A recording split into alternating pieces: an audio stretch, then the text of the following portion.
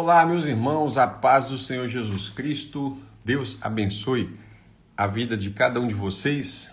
Nós estamos continuando Provérbios, um livro muito rico, muito prático, onde Salomão compartilha com seu filho os ensinamentos do seu pai Davi, o grande rei Davi. E Salomão agora começa a compartilhar com seus filhos conselhos de sabedoria para a sua vida, principalmente na liderança do reino, né? Deveriam lidar com o povo, deveriam lidar também com os ricos da época, né? Certamente um rei, ele precisa se precaver das traições da nobreza, né? Ele precisa também se precaver da ostentação da questão que eu falo da soberba, onde ele vai falar várias vezes, inclusive nesse capítulo, ele vai falar sobre a soberba precede a ruína, precede a queda, isso é, pouco antes da queda de alguém, houve uma soberba que ocasionou aquilo ali. E a Bíblia diz que o próprio Deus abate o soberbo. Então aqui nós vamos começar a falar sobre o capítulo 16, é um capítulo que está praticamente no meio do livro, porque o livro tem 31 capítulos, né? Então são 15 para trás e 15 para frente. Então literalmente é um capítulo central de Provérbios, é o capítulo 16, com frases muito famosas, né? São provérbios muito famosos. Você pode ver os 2, 3 primeiros versículos, já são versículos que são repetidos, né? Talvez na linguagem mais conhecida é o coração do homem faz planos, né? Mas a resposta certa vem dos lábios do Senhor. Então aqui está o coração do ser humano, porque a palavra homens aqui tem esse significado de humanidade, não só homem no sentido masculino, né? Embora é claro que quando se fala de homens na Bíblia, quando está tratando de relação de pecados, isso envolve homem e mulher, de um modo geral, né? Então vamos começar. Abre sua Bíblia, Provérbios, capítulo 16. No verso 1 diz assim: o coração do ser humano pode fazer planos, e fazemos mesmo muitos planos. E Tiago vai dizer para nós o seguinte, né? Ele vai falar aqui, olha, já começando a fazer uma associação. Tiago é uma carta de muita sabedoria. E eu sempre indico para as pessoas lerem, né, a carta de Tiago. Ele vai fazer sobre isso, sobre as incertezas da vida, sobre os planos que nós fazemos. Tiago 4, verso 15, né? Ao verso 13. Escutem agora vocês que dizem, hoje ou amanhã iremos para a cidade tal, e lá passaremos um ano, e faremos negócios, e teremos lucros. Vocês não sabem o que acontecerá amanhã. O que é a vida de vocês? Vocês não passam de neblina que aparece por um instante e logo se dissipa. Em vez disso, deveriam dizer, se Deus quiser, não só viveremos, como também faremos isto ou aquilo. Agora, entretanto, vocês se orgulham das suas arrogantes pretensões, dos seus planos.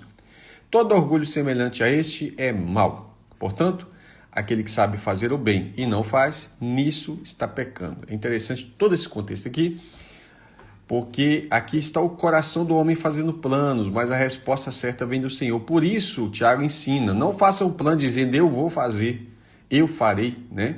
Mas ele diz, se Deus quiser, não só vamos estar vivos, porque a gente não sabe se vai estar vivo, como também faremos. E aí tem um detalhe, depois que você fizer, lembra de dar glória a Deus, né?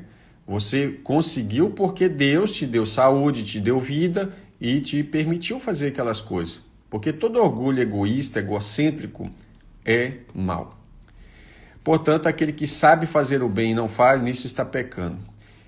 Detalhe desse verso que eu acho muito interessante, porque o pecado não é só fazer o mal, mas também a omissão do bem, né? Deixar de fazer o bem. Você sabe que tem que fazer o bem a alguém e deixa de fazer. Então, qual é o pecado aí? O pecado de você não amar, né? O amor não está em só deixar de fazer o mal, mas também fazer o bem, promoção do bem, né? Vamos voltar para o Provérbio 16. O coração do homem pode fazer planos, mas a resposta certa vem dos lábios do Senhor. Pergunte ao Senhor, né? Senhor, é da tua vontade? Tem muitas coisas que nós não perguntamos e quebramos a cara, porque a gente acha que Deus não pode dar resposta de determinados pontos, né? Ora, Deus pode dar resposta de tudo na nossa vida. E ele não vai ser intrometido. Uma vez que ele é o seu Senhor, ele é o seu dono.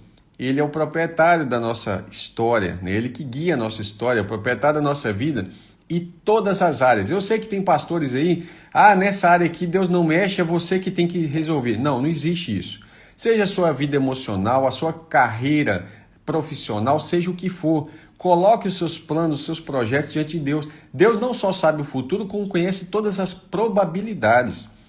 Então entrega ao Senhor. Às vezes você quer estudar geografia, mas o Senhor sabe que tem uma porta mais legal para você, que você vai se dar melhor, né? Que você vai trabalhar com mais alegria.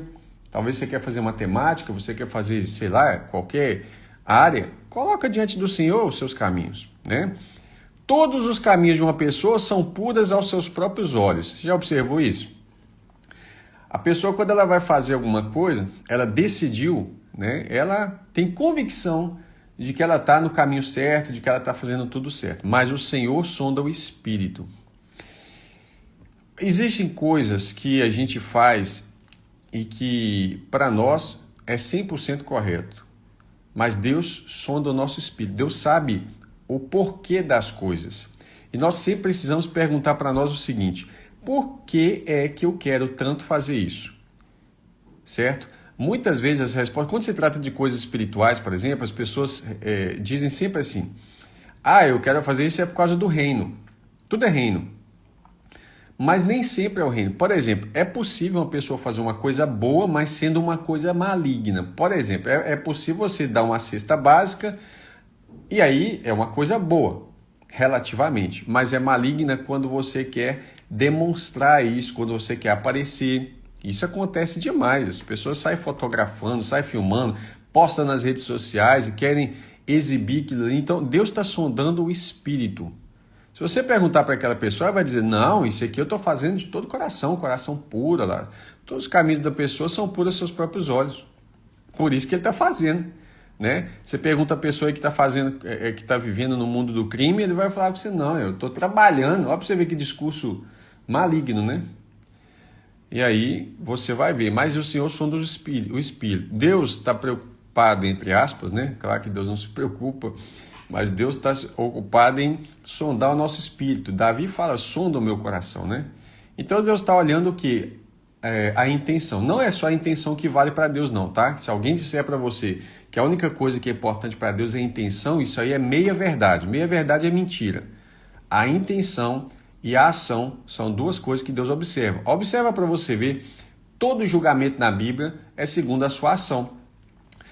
E aí Jesus chega para 7 igrejas lá do Apocalipse, e todas as igrejas do Apocalipse, as 7, ele vai falar a mesma frase: eu conheço as tuas obras. Ou seja, ele está de olho no que eles estão fazendo, porque a obra é o resultado da vontade, né? Entregue as suas obras ao Senhor. Aí, ó. E o que você tem planejado se realizará. Por quê? Porque você tem planejado agora submisso à vontade de Deus. Lembra que Jesus está orando, ele fala: Pai, se possível for, passa de mim esse cálice, né? Mas se não, seja feita a tua vontade. Então nós precisamos orar. A oração que Jesus ensina do Pai Nosso também seja feita a tua vontade. Nós somos servos, somos filhos obedientes a um Pai. Então significa que a vontade que prevalece não é a nossa. Não quer dizer que Deus sempre vai ser contra a nossa vontade, mas quer dizer que Deus vai inibir o nosso plano, quando o nosso plano no futuro vai nos afastar de Deus, né? Quando o nosso plano no futuro vai dar errado, ele pode dar muito certo por um tempo e depois trazer um prejuízo. Vou te dar um exemplo simples. Às vezes você queria fechar numa empresa grande, poderosa, e aí tem uma oportunidade de você estar lá. Então você ora: Senhor, se for da tua vontade, abre as portas e tal. E por acaso você não entra nessa empresa. E você fica chateado e fica triste. Aí você não sabe que Deus às vezes está te livrando de um acidente fatal naquela empresa. Ou seja, Deus está te preservando e você ainda está reclamando, né?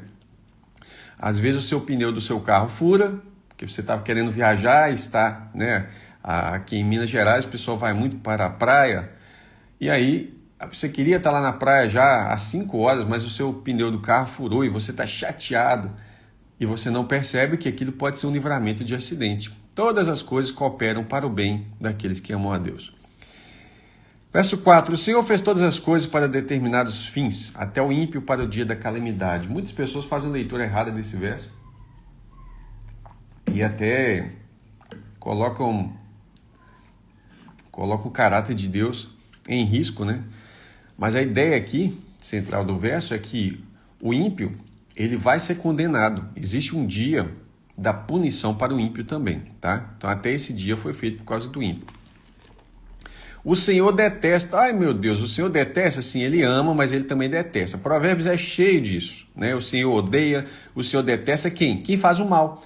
E quem não detesta o que faz a prática do mal e a pessoa que está praticando o mal, ele está indo contra Deus também. O próprio Davi fala sobre isso, né? Eu abomino aqueles que praticam o mal. Agora, isso não quer dizer que Davi não queria que ele se arrependesse, né? O Senhor detesta todo aquele que é orgulhoso. Olha aí, ele não está falando de detestar apenas o orgulho em si, mas a prática. E Deus vai abater o soberbo, o orgulhoso, para que ele se arrependa. É evidente que esse não ficará impune, vai ser punido, tá vendo? Por causa do orgulho. Pela misericórdia e pela verdade se expia a culpa, e pelo temor do Senhor se evita o mal. Então, o temor do Senhor, que é o princípio da sabedoria, serve para a gente evitar o mal, né? Então, pelo temor do Senhor se evita o mal, pela misericórdia e verdade se expia a culpa. Se os caminhos de alguém, são duas coisas que estão relacionadas com Cristo, né? Misericórdia e verdade. Se os caminhos de alguém são agradáveis ao Senhor, olha que lindo esse verso, ele faz com que até os seus inimigos vivam em paz com ele. Que coisa, né? O Senhor movendo ali todo o derredor dessa pessoa, os caminhos da pessoa são agradáveis ao Senhor, até os inimigos dele vão viver em paz com ele. Não quer dizer que os inimigos vão virar amigo, mas que eles vão parar de prejudicá-lo. Melhor é o pouco, havendo justiça. Salomão sempre toca nesse ponto, né? Melhor é o pouco havendo paz. Melhor é o pouco havendo alegria na família. Melhor é o pouco havendo justiça do que grandes rendimentos com injustiça.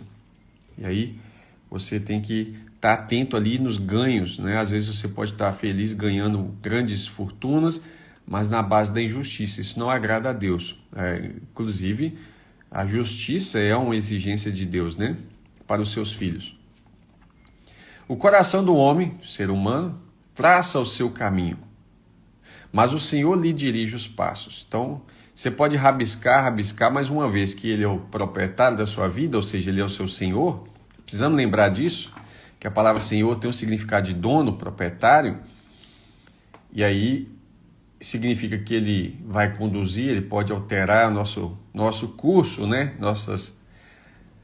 Nossos planos. O coração do homem faz o seu caminho, mas o Senhor lhe dirige os passos. Nos lábios do rei se acham decisões autorizadas, né? Que ele seja justo ao pronunciar uma sentença. Então, por que ele está falando assim, aleatoriamente? Porque ele está falando para o seu filho as palavras que Davi falou para ele, né? E aí, provavelmente, o seu filho um dia assumiria o reino. Então ele fala, nos lábios do rei se acham decisões autorizadas. Ele tem autoridade. Essa é a ideia. O rei tem autoridade. Então o desejo é que ele seja justo ao pronunciar uma sentença. A palavra de um rei, ela é uma sentença, ele é um juiz. Então no poder do rei está a vida e a morte. Então ele poderia livrar alguém do juízo de morte, como ele poderia também, né, decidir que aquela pessoa não poderia mais viver. São casos assim, que aconteciam de extrema violência, né, e coisas assim, onde a pessoa chegava lá, cometer um crime, as famosas penas capitais, penas de morte, né? Por exemplo, o assassino ele era morto, então o rei poderia decidir essa sentença. Peso e balanças justos pertencem ao Senhor. Olha aí, lembra que eu falei sobre os rendimentos com injustiça? Grandes rendimentos com injustiça. Deus não aceita.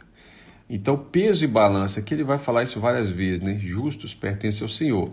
Deus não se agrada de pesos e balanças erradas, tá? Provérbios fala muito disso e os profetas também denunciam que os comerciantes em Israel estavam usando de pesos e medidas irregulares.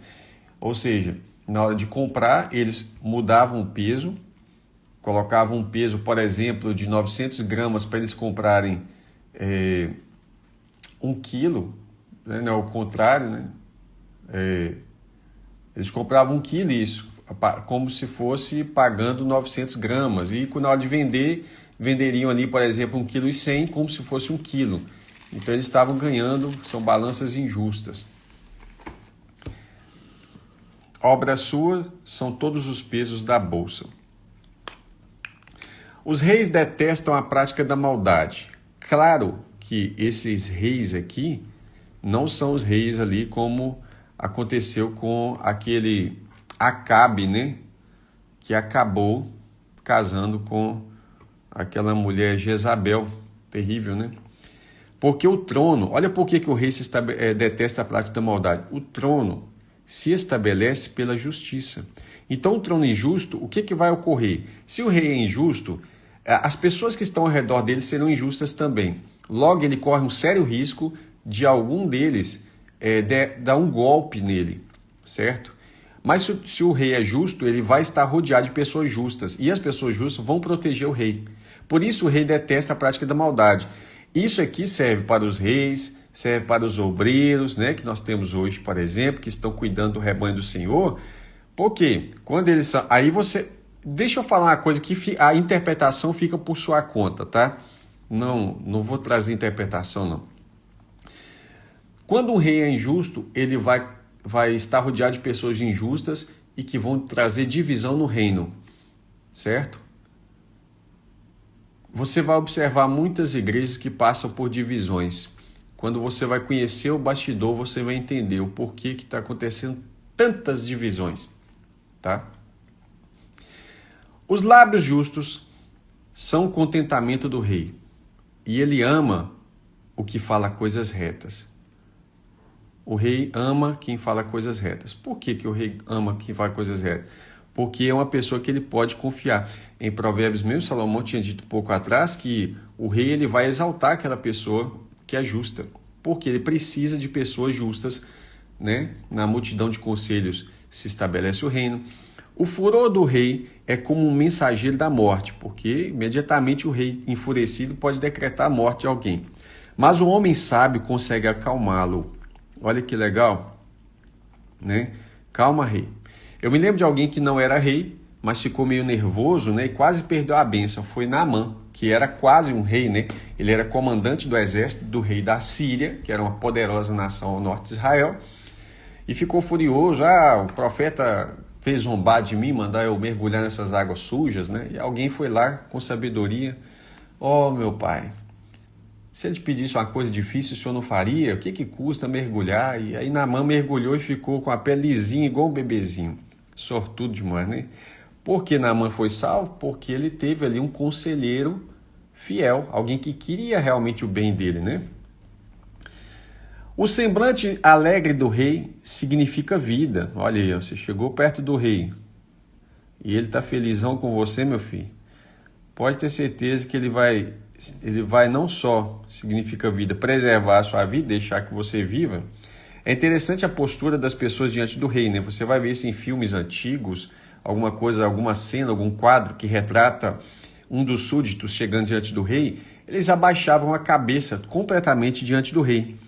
Isso significa, a minha vida, ó rei, está nas tuas mãos. Basta descer a espada e cortar a cabeça, ou preservar a minha vida, né? Então, o semblante alegre do rei significa vida. E a sua bondade é como chuva fora de época. Olha, a bondade do rei é chuva fora de época. Não estaria nem na época, mas a bondade dele vai fazer com que você prospere.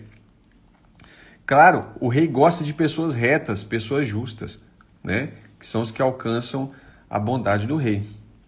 O ímpio diante do rei, ele simplesmente vai ser... Eu estou falando do rei, talvez pode ser pesado a maneira de eu falar nos dias de hoje, mas o rei... É por isso que em muitas nações os reis eram vistos como deuses, né? E por quê?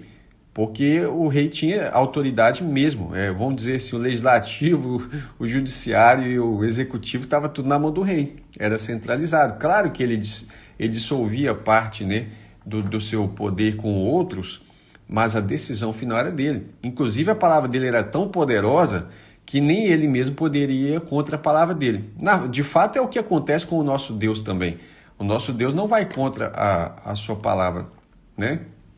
Então, olha para você ver que interessante o poder que o rei tinha. Quanto melhor é adquirir a sabedoria do que o ouro. Se a gente acreditar nisso, pare e pense aqui. Melhor é adquirir a sabedoria do que o ouro. Você vai correr profundamente atrás da sabedoria. Em Provérbios, Salomão fala muito disso, do ouro e da prata, e como que a sabedoria é mais preciosa, né, do que o ouro e do que a prata também. E mais excelente é adquirir o entendimento do que a prata. Está aqui, né? Ele já tinha falado disso lá em Provérbios 8, verso 10, né? E aqui ele fala de novo. É mais excelente adquirir o entendimento do que a prata. Hoje, nos dias de hoje, por exemplo, a gente está vivendo uma era do conhecimento, uma era da sabedoria, mas muita sabedoria que está sendo aí vendida na internet, porque as pessoas estão, né, fazendo vários cursos e etc e tal, muito do que está sendo oferecido aí não é uma sabedoria genuína. Por que eu digo isso? São sabedorias semelhantes a espumas, né? As espumas têm muito volume, a espuma mesmo, né? Vou falar assim. Ela tem muito volume, mas ela tem pouca consistência, tá? Diferente do ouro, por exemplo, do chumbo, da prata, que ela tem uma densidade maior e ocupa um espaço menor. Para me explicar isso, eu acho que seria melhor fazer uma live. Mas seria mais ou menos assim. É muitas palavras para pouco conhecimento. Então a pessoa às vezes pega ali uma frase e aquela frase ela faz um curso inteiro e vende aquele curso, né? E aí, no fim das contas, bastava ele falar a frase. Fica segurando, sabe? Eu não gosto disso. Às vezes a pessoa está com um vídeo lá de 2 horas, você vai ver um vídeo de 2 horas, não é 2 horas de conteúdo, ele fica empurrando com a barriga, no final do vídeo eu vou falar sobre isso, fica aí comigo, e aquela coisa toda, ou seja, espuma. A gente chama às vezes de encher linguiça, né? Mas vamos lá. O caminho dos retos é desviar-se do mal. Então, se você é reto, o reto, ele não quer dizer que ele não faz curva, ele se desvia do mal, né? A retidão aqui é uma retidão moral, tá? Uma retidão espiritual também. Então, o caminho dos retos é desviar-se do mal. Ou seja, se eu perguntar o que é reto, tem algum desvio? Ele tem curva? Tem. Quando se refere ao mal, o reto se desvia do mal. Quem guarda o seu caminho preserva a sua vida, porque ele está guardando o seu caminho, né?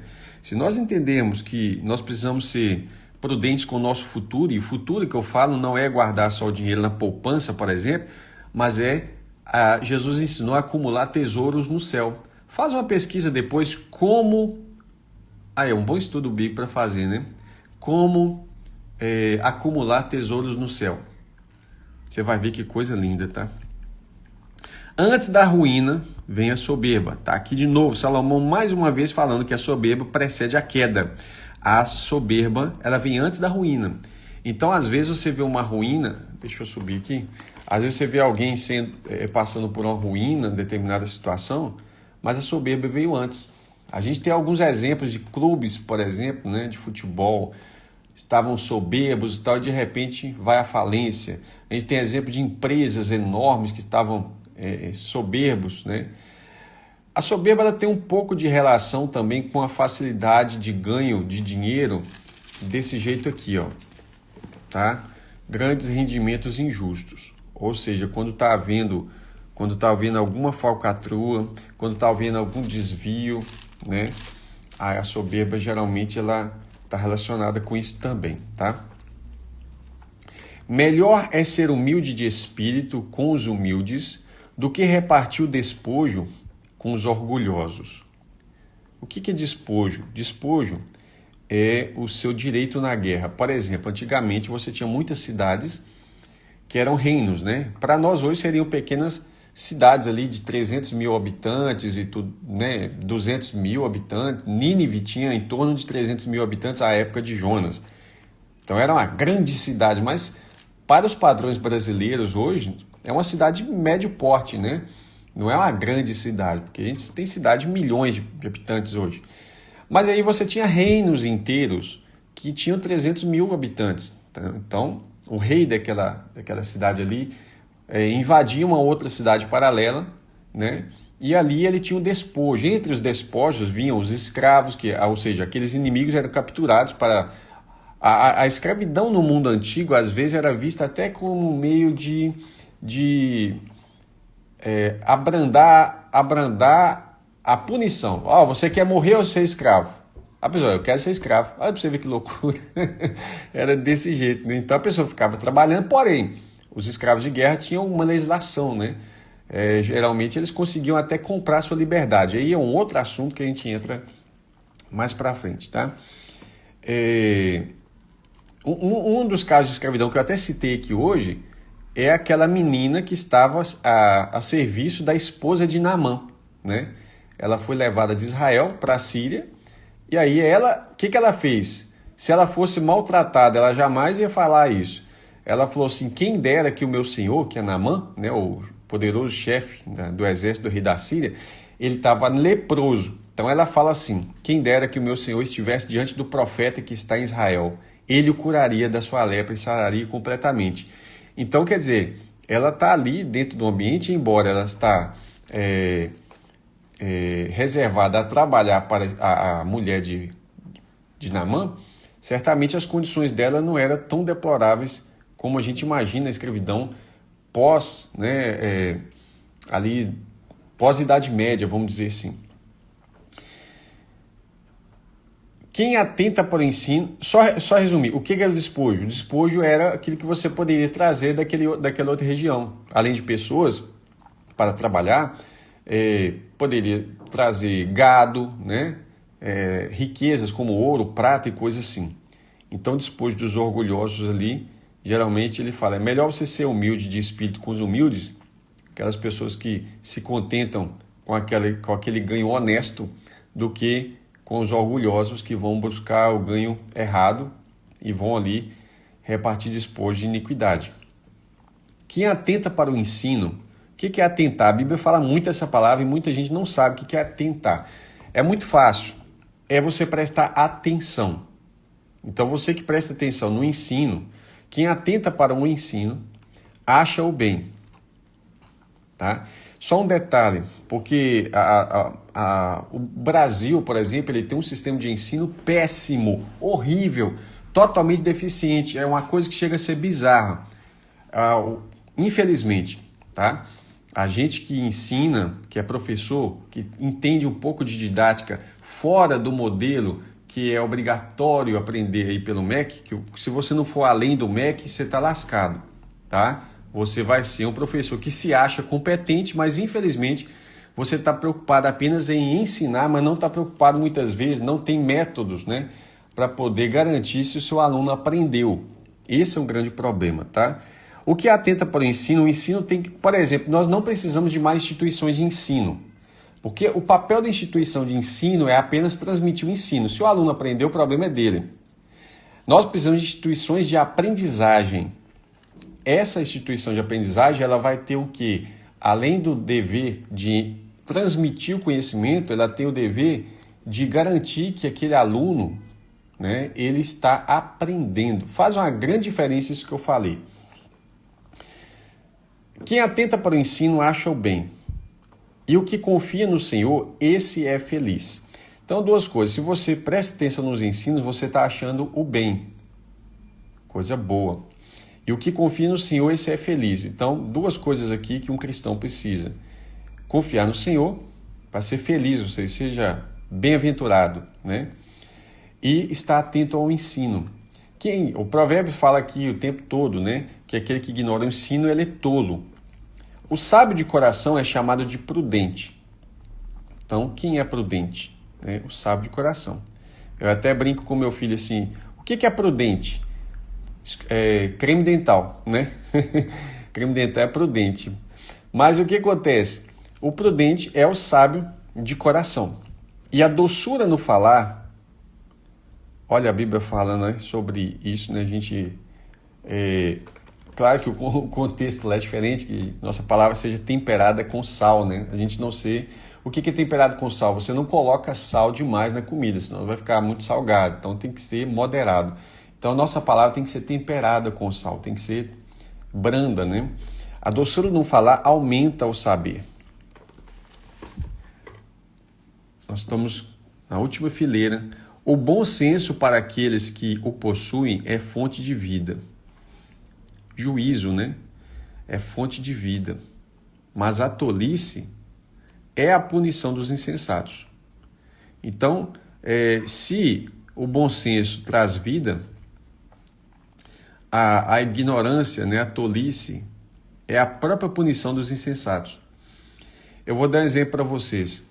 Muitas vezes a gente considera aquelas pessoas que seguem, tem obreiros que você sabe que eles são lobos, eles são ministros de Satanás mesmo.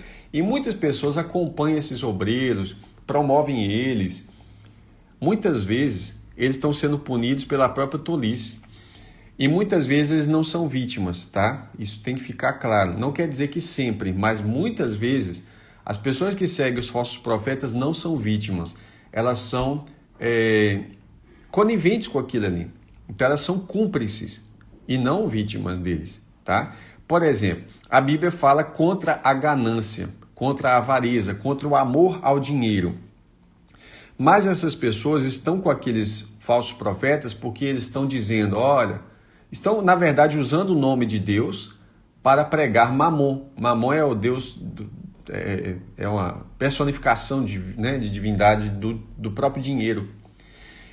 Então eles usam o nome de Deus para pregar Mamon. Ou seja, todos estão ali, seja os falsos profetas ou aquelas pessoas que são cúmplices, estão atrás de Mamon. Elas não querem um relacionamento com Deus, então são cúmplices, né? O coração do sábio é mestre da sua boca. Então o coração do sábio é mestre da sua boca. Porque a boca fala do que o coração está cheio, né? Jesus fala, deixa isso bem claro. Então, existe uma situação em que a pessoa ela fala determinada coisa, né? E às vezes você fica assim, será que ela... O que ela quis dizer com isso, né? Uma coisa que nós precisamos saber é o seguinte, a nossa boca ela vai falar o que está no nosso coração, tá? Então, o coração do sábio é mestre da sua boca e aumenta a persuasão dos seus lábios. Persuasão, só deixar bem claro, ela não tem um sentido maligno, tá? Você trabalha no diálogo a questão da persuasão. A ideia é convencer a pessoa que você está certo daquilo que você está falando. A persuasão ela tem um lado ruim, que é a pessoa persuadir você para o lado mal, e tem um lado bom, que é você persuadir a pessoa para o lado bom. Isso é, por exemplo, se você está pregando o evangelho para alguém, você precisa persuadir essa pessoa a entender o porquê o evangelho é bom e por que ela está vivendo, o que ela está vivendo vai levar ela à punição dos insensatos. Certo? Palavras agradáveis são como favo de mel. Lembrando que não havia produção de açúcar naquela época, né? Então o mel era uma coisa maravilhosa. Imagina você, tira o açúcar de você hoje que você vai ficar doido, né? Porque a gente está viciado em açúcar. Desde pequeno é açúcar, açúcar, açúcar. Então não tinha açúcar, era favo de mel. Você tinha o mel de abelhas e você também tinha o mel de tâmara, né? Existia o mel de outras coisas, outros frutos também, mas era o mais famoso de tâmara. Então, palavras agradáveis, ali, ó, você que é o marido que está me ouvindo aí, ó, fala palavras agradáveis para sua esposa. É como favo de mel, doces para a alma e remédio para o corpo. Aqui nós estamos falando de uma cura interior, tá? Ela é doce para a alma, olha aí, ela não está falando do corpo em si só, mas também fala do corpo. Então, palavras, elas têm um potencial destrutivo muito grande, né? Em alguns capítulos atrás nós descobrimos que as palavras malditas, né, elas são como ponta de espada de dois gumes. Então quer dizer, elas ferem profundamente. Mas por outro lado, palavras agradáveis, quem não gosta de ouvir palavras agradáveis, né? Palavras agradáveis são como favo de mel, doce para a alma e remédio para o corpo. Sim, pode curar o corpo.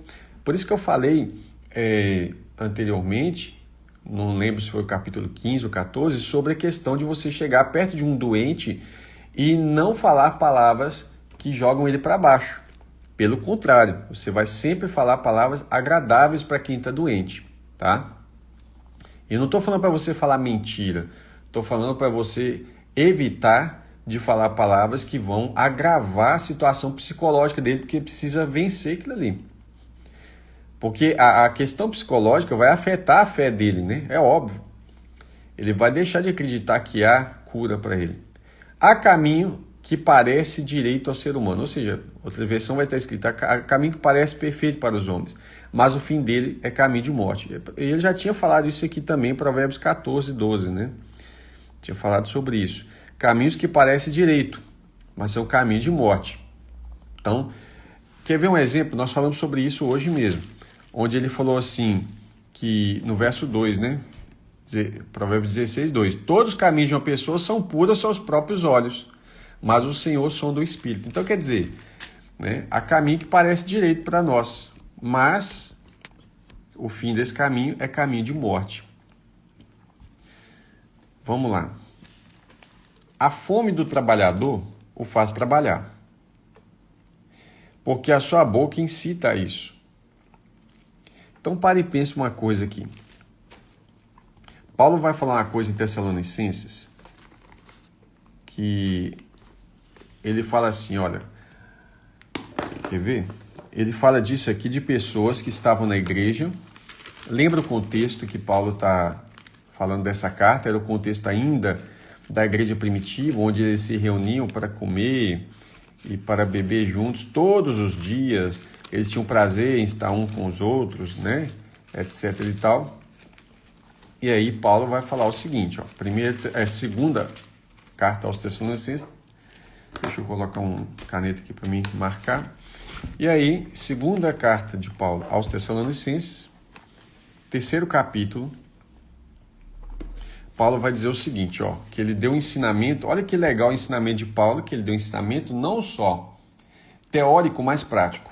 Irmãos, em nome do nosso Senhor Jesus Cristo, ordenamos a vocês que se afastem, olha aí, ó, de todo irmão. Meu Deus, como assim? Se afaste de todo irmão que vive de forma desordenada.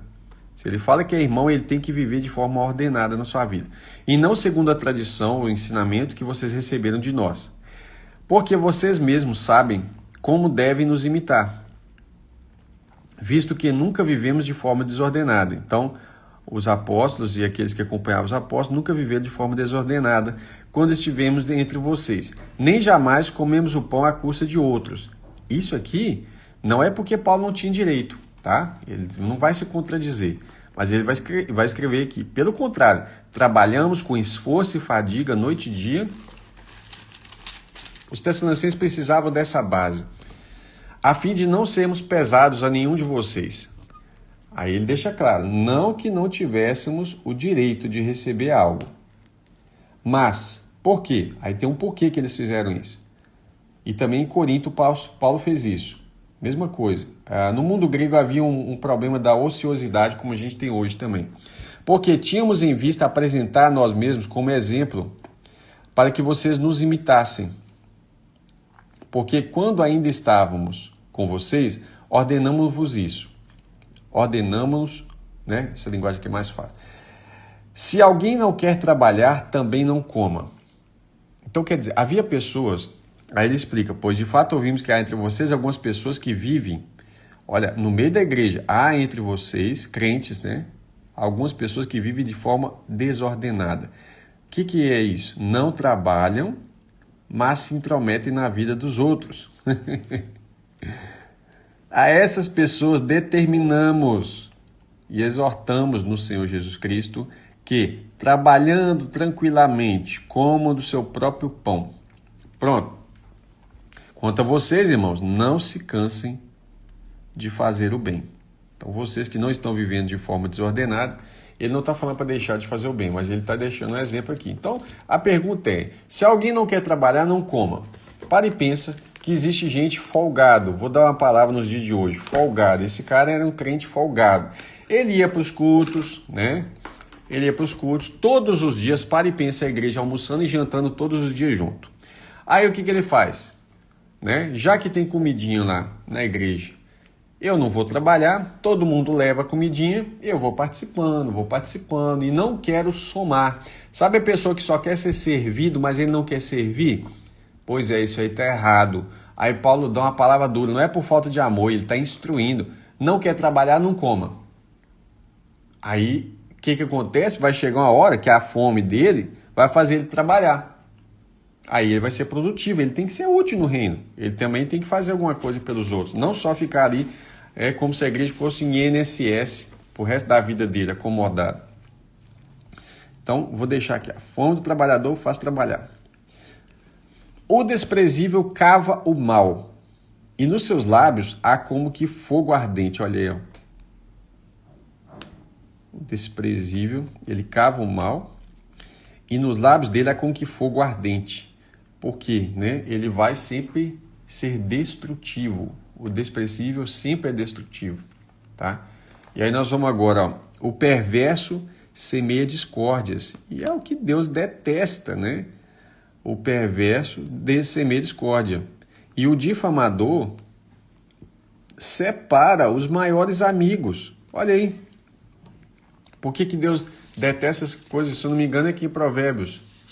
Né? Provérbios 6. Provérbios 6, verso 16. Fala assim: 6 coisas o Senhor Deus odeia, e a 7ª sua alma detesta. Primeiro, olhos cheios de orgulho. Então Deus, né, odeia o orgulho. Língua mentirosa. Deus odeia mentira, porque o diabo é o pai da mentira. Mãos que derramam sangue inocente. Então há uma diferença daqueles que derramavam o sangue que não era inocente. O que é um sangue inocente? Alguém que não foi culpado de nada. E ele está tendo sangue derramado. Abel foi um deles. Né? Golias já não era sangue inocente. Por isso que Davi não quebra o mandamento de não matarás. Tá? E por isso que muita gente não entende aquele mandamento. Fala assim, como é que pode? Deus falou não matarás e depois manda matar Golias, um exemplo. Manda matar o assassino, por exemplo.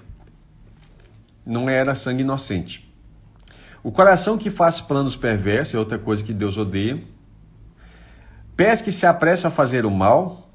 Testemunha falsa, nós falamos sobre isso, né, anteriormente, que profere mentiras. E o que semeia discórdia entre os irmãos. Esse 7º é a coisa que a alma de Deus abomina, é a coisa que Deus mais detesta, a pessoa que semeia discórdia entre os irmãos. E aí, voltando aqui, por quê? Olha aqui, ó. Né? O difamador, o perverso semeia discórdias. Então, quando ele semeia discórdia, ele é um difamador também. Separa os maiores amigos. O violento alicia o seu companheiro. Olha aí, ó. Não é o que acontece aí hoje, né? Cara, vamos lá, né? Como é que eles... Vamos lá fazer isso, isso, isso. Ele alicia o seu companheiro e guia-o. Ele é um guia, tá? Por um caminho que não é bom. Ele volta a falar daquele que pisca os olhos, mas no sentido maligno, né? Imagina o mal. Quem morde os lábios, o executa. Se a pessoa está com sede. Hoje, essa cena aqui está relacionada muito com sensualidade, né? Mas mostra uma pessoa que está disposta a ir para a prática. Os cabelos brancos, ou as cãs, né? Os cabelos brancos indica aí, no caso aqui, nesse sentido, sabedoria, vivência, né? São uma coroa de honra. Aí um versículo para você mandar para o seu avô, para a sua avó, aí, que coisa linda, né? Uma coroa de honra que é encontrada no caminho da justiça. Então manda lá hoje, faz isso. Manda para o seu vovô, se você tiver ainda, né? Vovô e vovó. Eu não tenho mais. Manda para eles esse versinho carinhoso, porque lembra que nós lemos aqui o verso 24? Palavras agradáveis são como favo de mel, doces para a alma e remédio para o corpo. Quem sabe você não pode mandar isso aqui e aliviar a dor dos seus queridos velhinhos aí, né? Os cabelos brancos são uma coroa de honra, que é encontrada no caminho da justiça. É melhor ter paciência do que ser herói de guerra. Muita gente vai preferir ser herói de guerra, né? Mas ser paciente é uma conquista muito maior. É mais difícil você conquistar o seu coração e ser paciente do que conquistar uma cidade, tá? O que domina o seu espírito é melhor do que o conquista uma cidade. Tá aqui, né? Eu estava lembrando disso aqui. Então, o que domina o seu espírito, que é mais difícil, que é o ser paciente, ele é melhor do que conquistar uma cidade. Eu me lembro que eu estava lendo um livro, e aí, no livro, o camarada falou que uma das grandes virtudes de Jesus era a paciência, né? E aí, um um certo ateu falou que isso não é virtude nenhuma e que apesar de Jesus ter sido paciente e ficou calado diante das ofensas e diante de todo daquele agravo, qualquer ser humano seria capaz de fazer isso.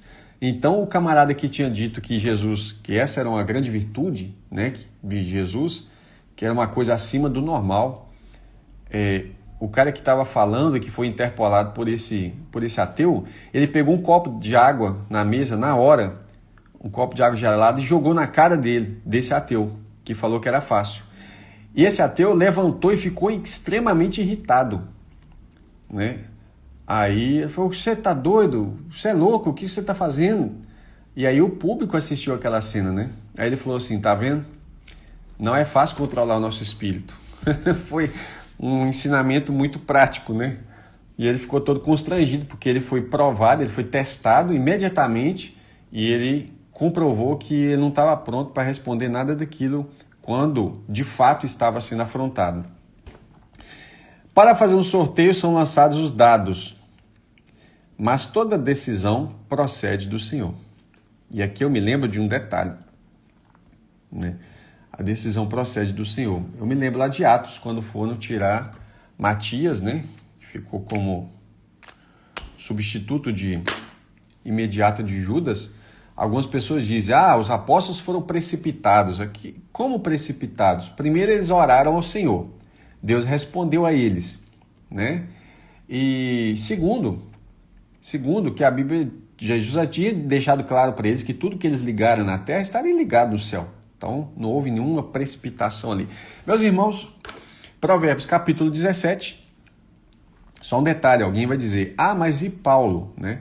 É interessante quando você lê a história das 12 tribos de Israel, que tem ali os 2 filhos de José ocupando o lugar de José, você vai ver que são 12, mas acaba sendo 13. Os apóstolos a mesma coisa. Você continua falando 12 tribos.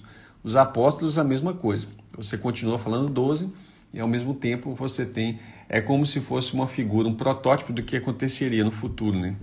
Amanhã a gente vai estar falando, se Deus permitir, Provérbios 17. Tá bom? E aí a gente continua agora na segunda metade de Provérbios, que vai até o capítulo 31. Que Deus abençoe os irmãos. Até a próxima oportunidade, se Deus quiser.